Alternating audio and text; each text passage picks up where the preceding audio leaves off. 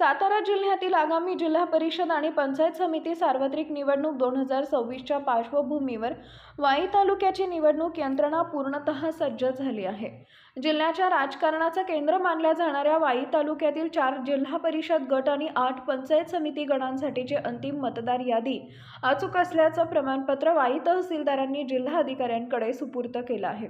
तालुक्यातील 181 मतदान केंद्रावरील एकूण 1,39,433 मतदारांची सखोल पडताळणी करण्यात आली असून कोणतीही त्रुटी नसल्याचं प्रशासनानं स्पष्ट केलं आहे। वाईचे प्रांताधिकारी तथा निवडणूक अधिकारी योगेश खरमाटे यांनी पत्रकार परिषदेत निवडणूक कार्यक्रम जाहीर केला।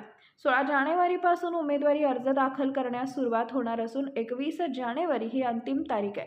22 जानेवारीला अर्जाची छाननी, 27 जानेवारीपर्यंत अर्ज मागे घेण्याची मुदत असून त्याच दिवशी चिन्ह वाटप होणार आहे। 28 जानेवारीपासून प्रचाराला सुरुवात होईल।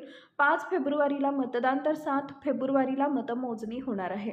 निवडणूक प्रक्रिया कायदा व सुव्यवस्थेत पार पडली जाईल असं स्पष्ट करत प्रशासनानं नागरिकांना मोठ्या संख्येनं मतदान करून लोकशाहीचा उत्सव साजरा करण्याचं आवाहन केलं आहे। शिवशाही न्यूज प्रतिनिधी शुभम कौदे, सातारा।